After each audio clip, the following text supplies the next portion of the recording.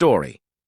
Am I the a-hole for bringing attention to my parents' favoritism of my sister in a public way? My parents have my sister Amy, 17, and me, 15, female. They always liked Amy more. I'm not sure why.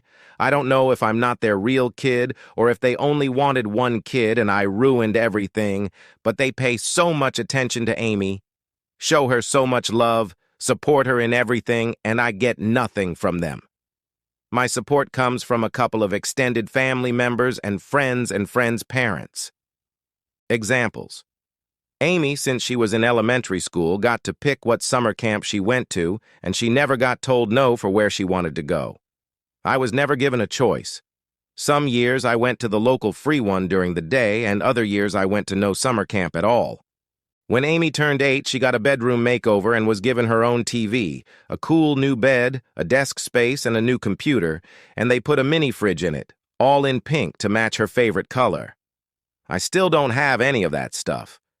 The laptop I'm using now was a gift from a family member. When I turned 8, I was given used dolls from the thrift store that were from the dollar store. I saw them enough times to remember. Some were even broken with missing limbs or hair that was half pulled out. My parents will buy Amy pizza or Taco Bell as a treat for being a good daughter and being their special girl, and it happens at least 3 times a month where she gets it just because. I never get it just because. I don't even get it for doing good in a test like she would. They spoil her whenever she does good in a test. I never get spoiled. They told Amy they have money saved for her future. They never told me that. I brought it up to my parents before, but they brushed me off, even when I cried. My mom told me to stop being so childish. That's why when my parents had a party Saturday for Dad's birthday, and they started boasting about Amy and how great her grades were, I kind of lost my temper and asked about me.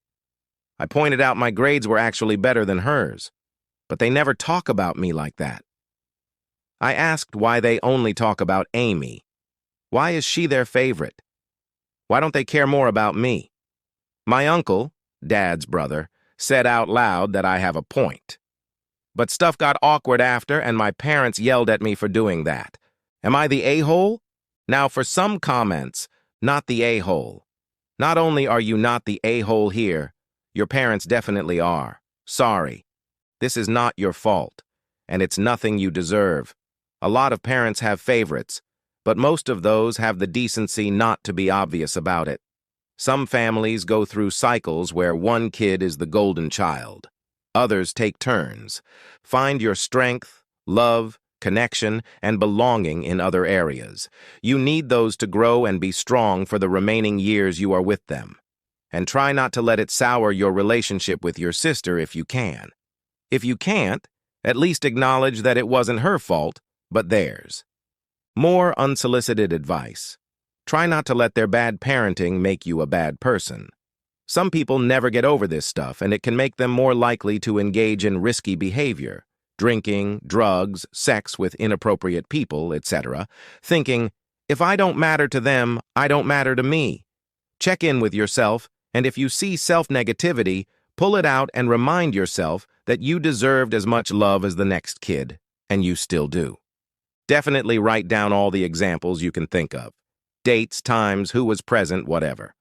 Narrative therapy can help solidify details outside your head, getting it out of your system and onto the page. But don't destroy it. One day it might be valuable to you, to keep faith with your young self, to have a record of the truth if they ever claim you are exaggerating. I'm also not joking when I say this is fodder for future work, adult reflection, therapy with a pro, or literally writing a novel or performing stand-up comedy. Always keep the receipts. If your parents ever turn to you for help, you can remind yourself whether you want to put them in a nice retirement community or the kind of raisin ranch that shows up on 60 Minutes, or simply tell them to ask the daughter they invested themselves in. OP replied, Amy and I never had a good relationship, and I don't see one for us ever. She doesn't like me very much and likes to taunt me about Mom and Dad loving her more. My parents know about that too. I found out about so many secret things they did with her, and apparently it was kept a secret so they wouldn't have to deal with me crying. Commenter. Speak with other relatives and see if you can stay with them or at least address the neglect issue with your parents. Speak with the uncle who spoke up. Tell them how they are treating you. Am I the a-hole for hiding my child's savings account from my ex and not letting him contribute? My ex and I divorced 8 years ago. We have a 12-year-old son together. We don't discuss finances other than child support. I don't care for any money he may or may not give to our child directly. Years ago, I opened a savings account for my kid. I religiously transfer a set amount plus child benefit into it every single month. I also put some loose change in there whenever I can. My kid knows of this account and gets to decide if any monetary gifts from family and friends are to be spent immediately or added to his growing savings. He doesn't keep tabs on the account, but has a rough idea of how much he gets every month and how much he's got already. My son must have told my ex about the account, because my ex approached me about it. He asked to see the account. I refused. He asked to at least know the exact amount. He has a rough idea. I refused. I don't see the point. He asked to contribute and become a co-owner, as in, the account is to be from mom and dad. I asked if he'd like to make a big initial payment. He doesn't, as he doesn't have that kind of money to just throw into an account nobody can access for years. He just wants to join in now and throw in some cash here and there, but the amount that's already in there is to be overlooked. I refused. He told me that I can only afford that thanks to his child support contributions. I told him that the child support is his duty and is spent on our son's current needs, not for him to hold it over my head. He called me a jerk for not telling him about the account when I first opened it, because now he's 8 years behind and won't be able to match it, and it will look bad when my kid grows up and only gets my support. I told him that it's up to him whether or not he invests in our child's future. He still has a long time to save something if he so wishes. He told me I was a jerk for purposefully making him look like a bad dad for not having thought of something like this. I don't think it's fair of him to ask to jump in and claim to have contributed to the savings I've worked hard on for years, but now I wonder if I actually acted like an a-hole for creating a situation in which I look like the better and more caring parent. Should I have told him about it when I first opened the account? Should I just let him contribute to keep the peace? The money is going to end up in my son's account anyway, no matter if he receives payments from 2 savings accounts or just 1. Edit 1. I thought I'd add, since this concern has already been raised a few times in the comments, it's an ISA nobody can withdraw money from until my child's 18th birthday, though I'm not sure he knows that, so I'm not too worried about any potential theft. It's more of a power play issue. Now for some comments. Not the a-hole. You've done nothing wrong. In fact, I think his reaction to this realization that the account exists is all the proof you need to know it would have been bad for him to be involved from the beginning. If he can contribute to it, he can withdraw from it too, I believe. Minimally, it would introduce questions around who really provided that, and it would give him some more say in how it is spent. Keep firm boundaries. He is in no way disadvantaged here. He can start his own savings account for the kid, either large or small. It is absurdly unreasonable for him to expect you to share it with him now. Edit. It's also a common but faulty critique for people who pay child support to act like everything the recipient can do financially is because of that contribution. Pay no mind. OP replied, luckily he wouldn't be able to withdraw any money from it. The money cannot be touched until my child's 18th birthday, even by me or anyone else with potential full access. Commenter, also, you are the more kind and caring parent, and he seems to think it's your job to make him seem equal to you, not his own responsibility. Besides, I am not sold that he doesn't just want access to that money for himself. Am I the a-hole for insisting on having a best woman, throwaway account, and fake names because my fiancé uses Reddit? I, 28 male, just proposed to my fiancé, 26 Sarah. I have 1 child from my wife who passed away in 2021 from the virus. I honestly never thought I'd find love again, but I did. The problem is that my fiancé doesn't want my best friend Zara, 29 female, to be my best woman. For context, my best friend and I have been friends since we were 7 years old. She and her family moved in next door, and we both bonded over not having the best family situations. We've always had quite the sibling bond, and even people who don't know us sometimes mistake us for siblings because of the way we interact. I love Zara like a little sister. She was there for me when my mom passed and when my wife passed in 2021. She used to bring over food for my son and I. She and her then boyfriend and now husband would take him out of the house if I just needed to be alone, and my son adores her. She's been there for me at my worst, and I wanted her to be a part of a new chapter in my life. The problem is that my fiancé isn't really her biggest fan. When they first met, Sarah said that when she spoke to her, she sounded rude and condescending, which is kind of true, because Zara has a much deeper voice than most women and is on the spectrum, so she sounds monotonous all the time. I've explained that to Sarah, but she thinks it's just an excuse. I was with Sarah the first time they met, and she didn't say anything rude or condescending. She's also very sarcastic so pair that with the voice, and people think she's rude. She's actually very kind. She offers to take Sarah out for girls' night when she and the other girlfriends of the friend group go. She's made an effort to bond with her, but according to Sarah, they just don't click, which I was fine with because not everyone has to like each other. It's not like they're rude to each other and fight. They're quite friendly and cordial. Sarah and I were discussing wedding plans the other day, and I brought up having Zara as my best woman, and Sarah shot down the idea. When I asked why, she said she didn't want Zara to stick out among the other groomsmen. I assumed maybe she didn't want Zara to wear a dress because she loves her dresses, so I told her she'd be fine wearing a suit, but she still said no, and I got confused and asked if she didn't want Zara in the wedding party at all, and she said yes. She said she didn't want to give her friends and other people the wrong impression of me, which to me was very childish. I insisted that I want Zara as my best woman, because as much as I consider my fiancé my best friend and want to make her happy, Zara is also an important person in my life, and I want her by my side. She got frustrated and isn't speaking to me anymore, and her friends think that this means that there's something going on between me and Zara. She's a married woman who hates cheating with every fiber of her being, and I see her as my sister BTW. Am I the a-hole? Now for some comments. Not the a-hole. Congrats on your engagement. I can understand where your fiancé is coming from. A lot of people will always be apprehensive, jealous of their partners having friends of the opposite sex. However, the entire time you have been together, she has known that you have a close female friend.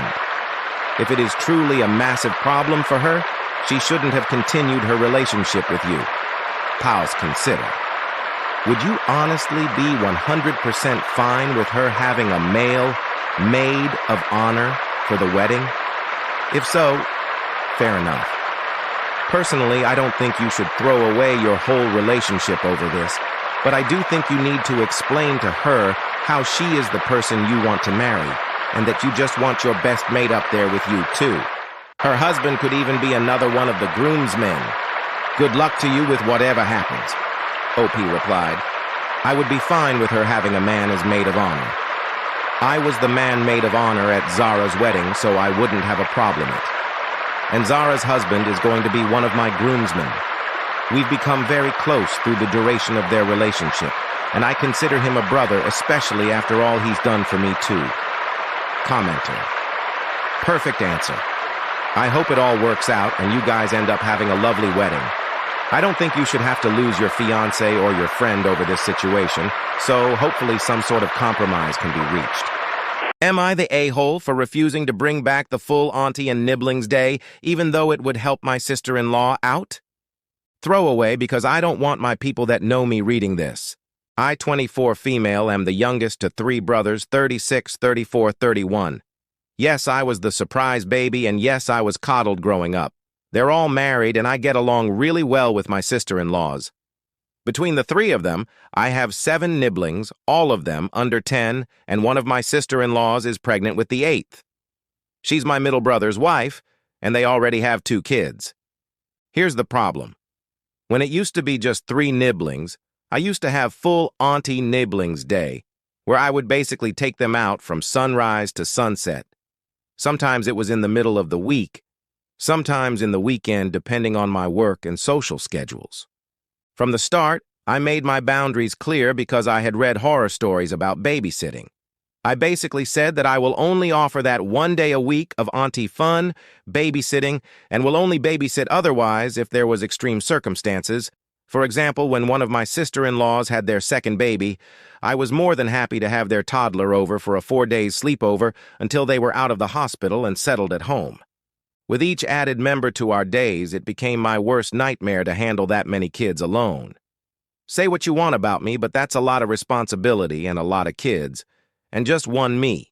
So I started cutting the time and mixing and matching. Still the same day, but for example, I take one of my brother's kids for something fun at breakfast, another brother's kids for lunch, and the last brother's kids to dinner, and I'd mix it up the next week. No one had any problems with it.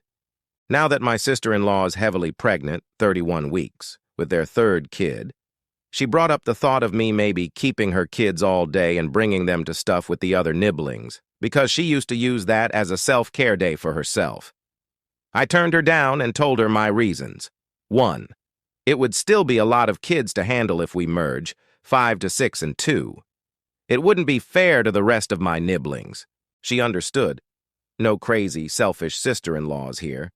But I could feel her disappointment, and that made me feeling guilty because I'm not a mom. I have no idea how hard it is for her. My brother talked to me after that and asked if I would reconsider if he sends their usual babysitter with me to help out. I told him I'd think about it, but I don't want to be unfair to the other kids. Plus, I don't know this person that he would be sending with me. Am I the a-hole if I also turn down that offer? Edit. I want to say thank you for all your takes. I thought making an edit would be easier than replying to every comment, as much as I wish I could reply to everyone. I just want to clarify first that I came up with the whole nibblings day because I grew up somewhat close to my brothers despite the age gaps. Obviously, we grew apart a bit when life started happening for them. They all moved out, went to college, and here I was still in middle school, but we got close again when I grew up and started to relate to them more. Anyway, that's all to say that I made the day.